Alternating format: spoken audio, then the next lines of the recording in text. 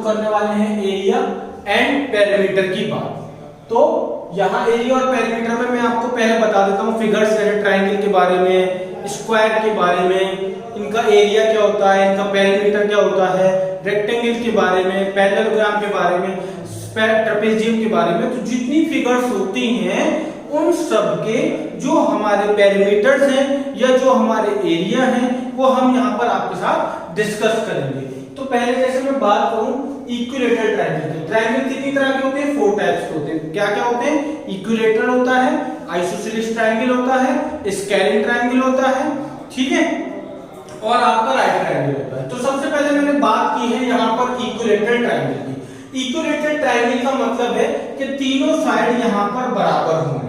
Equilateral की side तीनों equal होती हैं। मान लीजिए अगर ये ए है, ये भी ए होगी, ये भी ए होगी, तीनों साइड बराबर। इसके अलावा अगर तीनों साइड इक्विलेटरल ट्रायंगल है, तीनों साइड बराबर होंगी, तीनों एंगल बराबर होंगे, यानी कि ये भी 60, ये भी 60, ये भी 60। तो इक्विलेटरल ट्रायंगल की तीनों साइड बराबर, तीनों एंगल बराबर। अगर मैं इसके एरिया की बात करूं तो एरिया होता है √3/4 इनटू साइड का होल स्क्वायर। ये क्या होता है? ये इसका एरिया होता है। क्लियर? अच्छा, इसके बाद बात करता हूं मैं इसके आइसोसेलेस ट्रायंगल की। पेरीमीटर इसका साइड 3 इनटू साइड होता है। फॉर्मूले से क्वेश्चन से क्लियर हो जाएगा। आइसोसेलेस ट्रायंगल हमारा क्या होता है? ये ट्रायंगल है हमारे पास। आइसोसेलेस ट्रायंगल का मतलब होता है दो साइड इक्वल होती हैं और एक डिफरेंट होती है। तो जैसे अगर ये ए है, ये ए है, ये बी है, यानी कि दो साइड इक्वल और एक साइड बी। तो अगर दो साइड इक्वल है तो दो एंगल बराबर होंगे। कौन से? Opposite angle. जैसे ये अपोजिट साइड बराबर है तो ये वाला एंगल और ये वाला एंगल बराबर होगा। एरिया होता है इसका b/4 इनटू 4a² - b²। तो ये हमारा फॉर्मूला होता है आइसोसेलेस ट्रायंगल का। इसके अलावा अब बात आती है स्केलिन ट्रायंगल की। इसके लिए क्या है? ये स्केलिन ट्रायंगल क्या होता है? जिसकी तीनों साइड ही हमारी डिफरेंट रहेंगी, उसको कहते हैं स्केलिन ट्रायंगल। स्केलिन ट्रायंगल का फॉर्मूला होता है s - a, s - b, s - c। अच्छा, अब ये रूट में रखा जाता है। अब कहेंगे s क्या होता है? s होता है हमारे यहाँ सेमी पेरीमीटर। आप चाहें तो यहाँ लिख लीजिए, s को कहते हैं सेमी पेरीमीटर। ये सेमी पेरीमीटर होता है आपका। इसका फॉर्मूला होता है a + b + c/2। ये सेमी पेरीमीटर यहां से हम फाइंड आउट करते हैं और फिर यहाँ पे सब्स्टिट्यूट कर देते हैं, एरिया आता है। a b c क्या है? इस ट्रायंगल की साइड है जो हमें दे रखा होगा क्वेश्चन में। इसी तरह से पेरीमीटर क्या होगा? a + b + c। देखिए, सेमी का मतलब, सेमी पेरीमीटर की मतलब बात कर रहे हैं, तो अगर पेरीमीटर a + b + c है तो सेमी पेरीमीटर मतलब 2 से डिवाइड हो जाएगा। सेमी का मतलब हाफ। तो ये पेरीमीटर है, इसका हाफ ये, और इसको कहेंगे सेमी पेरीमीटर, जो कि यहाँ s की फॉर्म में इस्तेमाल किया जाता है। इसी तरह से हमारा है राइट ट्रायंगल। राइट ट्रायंगल की अगर मैं बात करूंगा तो एक साइड a, एक साइड b, और ये होती है हमारी, ये होती है हाइपोटेन्यूज। हाइपोटेन्यूज होती है, अगर इसका एरिया निकालना है आपको तो हाफ बेस इनटू हाइट, और पेरीमीटर निकालना है तो तीनों साइड को प्लस कर देंगे। पेरीमीटर का मतलब क्या होता है? सिंपल, इस तरह की फिगर में पेरीमीटर में तीनों साइड्स का सम। अब ये हो गई आपकी ट्रायंगल की बात। ये चारों ट्रायंगल होते हैं, इनकी टाइप्स हमने पढ़ ली, इनका एरिया हमें पता चल गया, इनका पेरीमीटर हमें पता चल गया। अब इसमें क्वेश्चन है हमारा कुछ सिंपल, बिल्कुल सिंपल है, very simple question.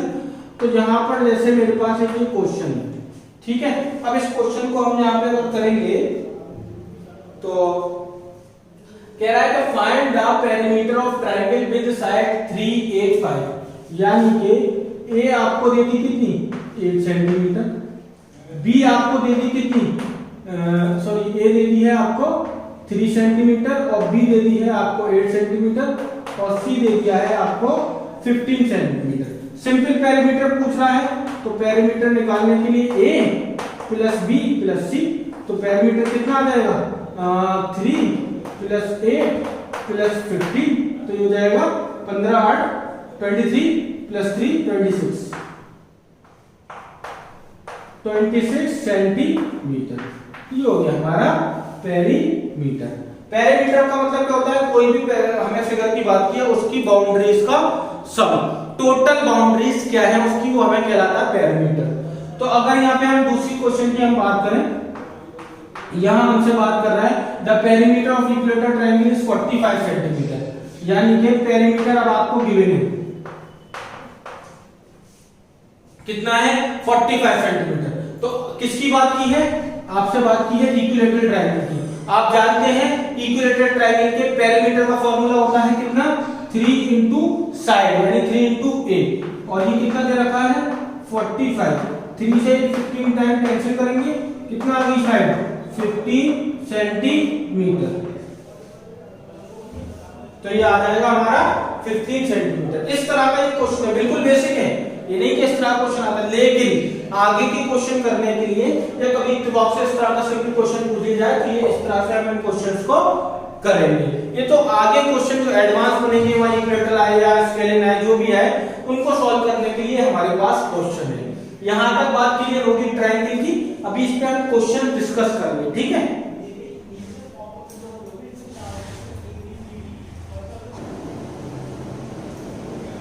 Next question है हमारा find the area of triangle whose sides are this and this।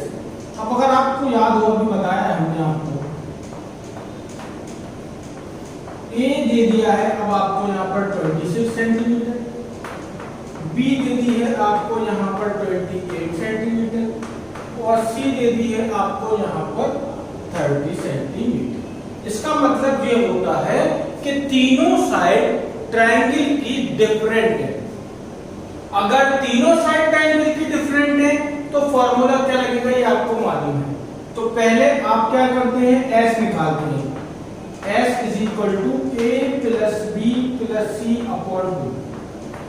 ए की वैल्यू 26, बी की वैल्यू 28 और सी की वैल्यू 30 और डिवाइडेड बाय 2। तो S इज इक्वल टू कितना हो जाएगा 52 और ये 82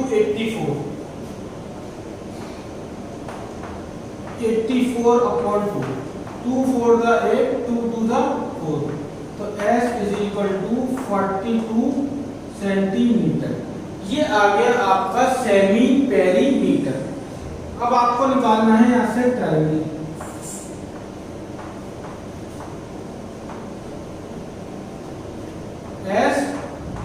S minus A, S minus B, S minus C. तो S की जगह पे आप रखेंगे 42 माइनस ए की जगह 26, 42 बी की जगह 28 और सी की जगह 42 माइनस 30 हो गया।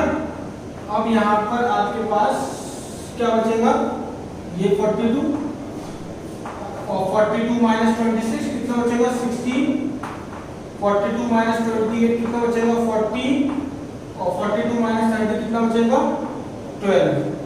अब यहाँ पर आपके पास क्या बची वैल्यू, यहाँ का करना होता है फैक्टर करना होती है 2 3 जा 6 6 7 जा 42, इसके फैक्टर कर दिए 2 2 जा 4 2 जा 8 2 जा 16, इसके फैक्टर कर दिए। 14 के फैक्टर क्या होंगे 2 इंटू 7, इसके फैक्टर क्या होंगे 2 इंटू 2 इंटू 3 दैट इज 12। अब देखिए जो दो बार है उसको एक बार बाहर आ जाएगा, ये क्या हो जाएगा आपका 2 रूट से बाहर, ये रूट से बाहर, ये रूट से बाहर और आपका ये 2 रूट से बाहर। जो पेयर होते हैं वो रूट से बाहर आ जाते हैं। एक 3 ये है और एक 3 ये है रूट से बाहर, एक 7 ये है और एक 7 ये है रूट से बाहर, यानी सब कुछ रूट से बाहर आ चुका है। तो 2 4 2 2 the 4 2 the 8 2 the 16 3 the 48 into 7 multiply जो आप इसको करेंगे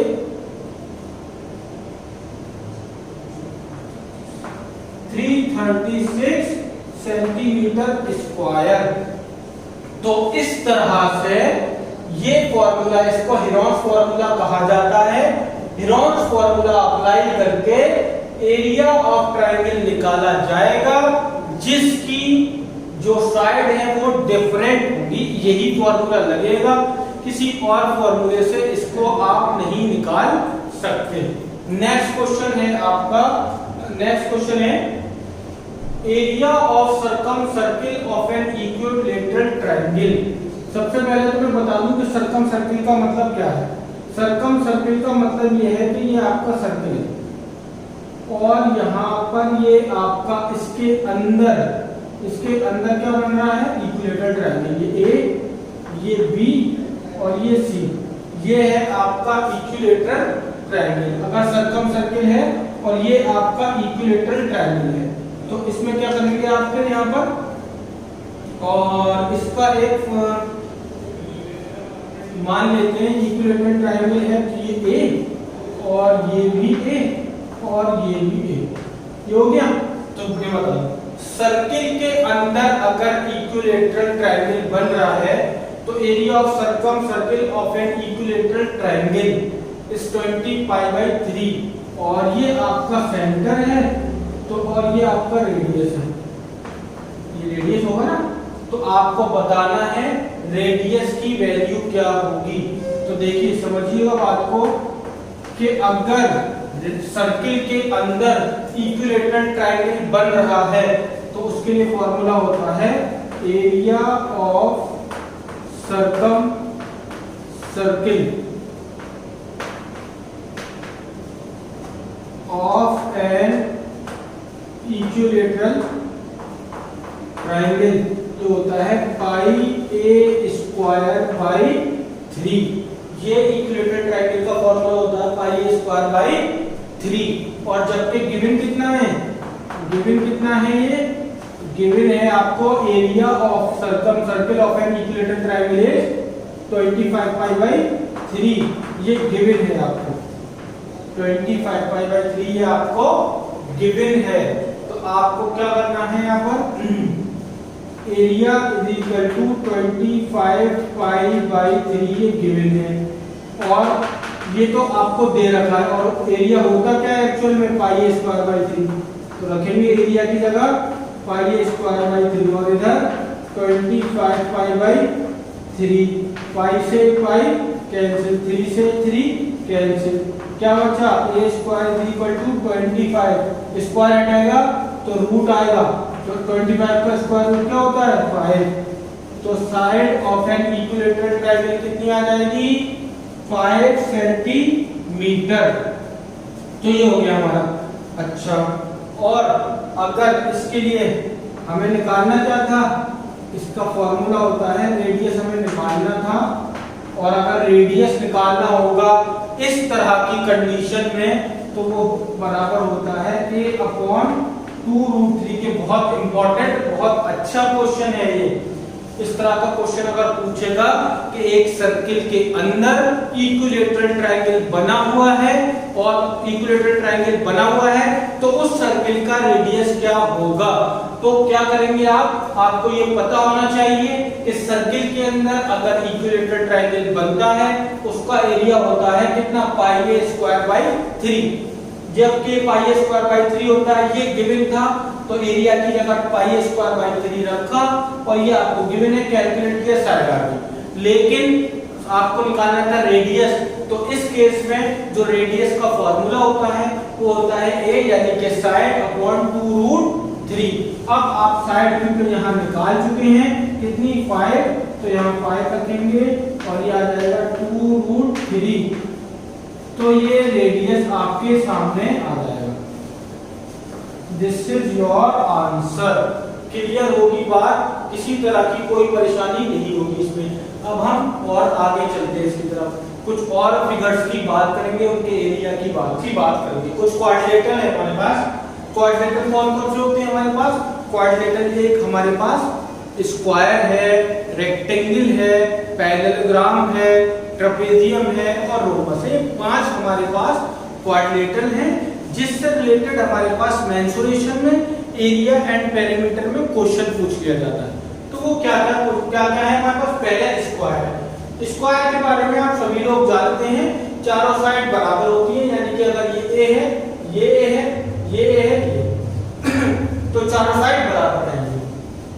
एरिया होता है इसका साइड का होल स्क्वायर, पेरीमीटर होता है इसका 4 × साइड, डायगोनल होता है इसका a√2 यानी कि साइड × √2, और if ratio of area is A1:8, मान लेते हैं कि अगर दो आपके पास स्क्वायर है, उनके एरिया का रेशियो A1:A2 है, A1:A2 है, तो पैरामीटर का जो रेशियो होगा √A1:√A2 होगा। समझे बात को? मेरे पास दो स्क्वायर हैं, एक का एरिया A1, दूसरे का एरिया A2, दोनों का रेशियो A1:A2 है, तो उनके पैरामीटर का जो रेशियो होगा वो √A1:√A2 होगा। क्लियर है बात? अच्छा, इसके बाद बात मैं करता हूं रेक्टेंगल की। रेक्टेंगल की अपोजिट साइड्स बराबर होती हैं और हर एंगल 90 डिग्री का होता है, आपको मालूम है। Area length into breath, perimeter 2 into length plus breadth, diagonal √L² plus B²। ये तीन बातें हैं इसकी, ये आपको याद रखनी है। इसके अलावा मैं चलता हूं पैरेललोग्राम की तरफ। पैरेललोग्राम क्या होता है? जिसकी अपोजिट साइड्स बराबर होती हैं। जैसे अगर ये A है तो ये भी A होगा, ये B है तो ये भी B होगा, यानी कि अपोजिट साइड्स की इक्वल भी होती है और पैरेलल भी होती है। ठीक है? और एरिया इसका A into H, यानी कि बेस इनटू हाइट होता है इसका एरिया। ये हाइट होती है, ये हाइट नहीं हो सकती। हाइट हमेशा वही होती है जो किसी फिगर पर परपेंडिकुलर ड्रॉ की जाती है, और जिस बेस पर ड्रॉ की जाएगी उसी को आप लेंगे, क्योंकि ये बेस, ये परपेंडिकुलर इस बेस पर ड्रॉ की गई है A पर, इसलिए ये बेस होगी और ये हाइट होगी। अगर मैं इसको ड्रॉ इधर कर देता तो फिर ये बेस होती और फिर हाइट जो भी होती। ठीक है? इस तरह की बात है।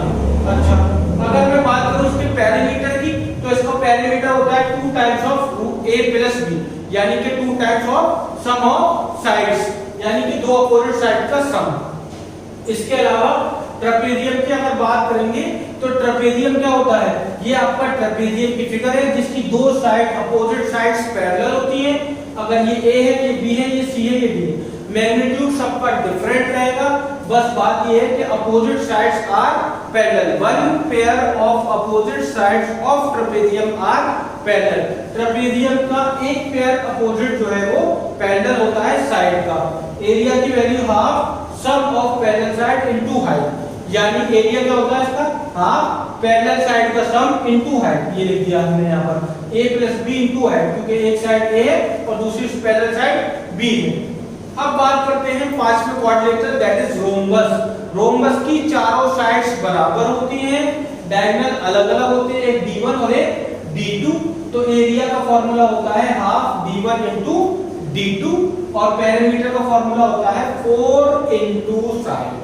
तो ये हमारे क्वाड्रिलेटरल हैं। कुछ क्वेश्चन की और बात करेंगे, जैसे रेगुलर पॉलीगन की बात करें। अब रेगुलर पॉलीगन में पेंटागन भी है, हेक्सागन भी है, ऑक्टागन भी है। वैसे क्वेश्चन बहुत कम चांसेस में पूछा जाता है, लेकिन मैं आपको एक चीज बता रहा हूं यहाँ पर कि आपको क्लियर हो जाए, क्वेश्चन आपको मिल जाए कहीं पर तो आप उसको समझ लें, आपको पता हो कि इसका भी ये भी फॉर्मूला होता है, ताकि हम उसको अटेम्प्ट कर लेंगे, हो जाएगा। तो एक रेगुलर पॉलीगन में area of regular pentagon 5a²√3 hexagon का मतलब जिसकी साइड 6 होंगी, 6a²√3/4। रेगुलर का मतलब क्या होता है? रेगुलर पॉलीगन का मतलब होता है कि सारी साइड बराबर। उन्हीं का फॉर्मूला हम निकाल सकते हैं, अदरवाइज नहीं निकाल सकते। तो हेक्सागन का formula 6a²√3/4। Area of regular octagon √2 + 1 into a²। यहां पर सब क्या है? 6a²√3/4, 5a²√3/4। यहां पर है 2 × √2 + 1 इनटू a²। a क्या है यहां पर? साइड जो भी गिवन होगी वो a है। अब a इसलिए कह दिया क्योंकि सारी साइड बराबर है। क्लियर है बात? अब इसके अलावा अगर एंगल पे मैं आ जाऊं, वैसे मैंने यहाँ बताया दिया है आपको, या एंगल की तो बात हम नहीं करेंगे, लेकिन अगर एंगल की बात हम आगे करेंगे ज्योमेट्री में, तो आपको पता होना चाहिए ईच एक्सटीरियर एंगल जो होता है रेगुलर पॉलीगन का 360/n होता है। n डिनोट करता है यहाँ नंबर ऑफ साइड को। ईच इंटीरियर एंगल जो होता है उसका फॉर्मूला होता है 180 - एक्सटीरियर। नंबर ऑफ डायगोनल का फॉर्मूला होता है n (n - 1/2 - n). यहाँ n आपको क्या बताता है, नंबर ऑफ साइड्स के बारे में बताता है। अब जैसे मेरे पास पहला क्वेश्चन है, पहला क्वेश्चन मेरा ये है कि कह रहे हैं कि a square field has an area equal to 289 metre square. ये क्या दे दिया आपको, ये एरिया आपको दे दिया क्वेश्चन में 289, ठीक है। Find its sides and perimeter. तो एरिया का फॉर्मूला आपको मालूम है क्या होता है ये साइड स्क्वायर, और यहाँ पर क्या है 289। जब स्क्वायर हटाएगा यहाँ रूट आएगा, तो साइड की जो वैल्यू आएगी निकल कर 289 स्क्वायर रूट होता है किसका, 17 का। तो साइड आ गई यहाँ से 17 सेंटीमीटर। उसके बाद अगर पेरीमीटर की बात कर रहे हैं तो पेरीमीटर होता है हमारा 4 इंटू साइड। तो पेरीमीटर आपका एज इट इज है 4 इंटू साइड की जगह क्या लिख देंगे, जो निकाल चुके हैं आप 17 मल्टीप्लाई करेंगे 17 4 जा 68, तो पेरीमीटर आ जाएगा 68 सेंटीमीटर। समझ में आ गई है बात। तो इस तरह से हम ये सिंपल बेसिक क्वेश्चन कर लेंगे, ठीक है। अब मैं आगे चलता हूं दूसरे क्वेश्चन पर। दूसरा क्वेश्चन मेरे पास कुछ यूं है, कह रहे हैं कि the area of rectangular field is 400। Area मुझे दे दिया है, यहाँ पर कितना दे दिया है 400 मीटर स्क्वायर।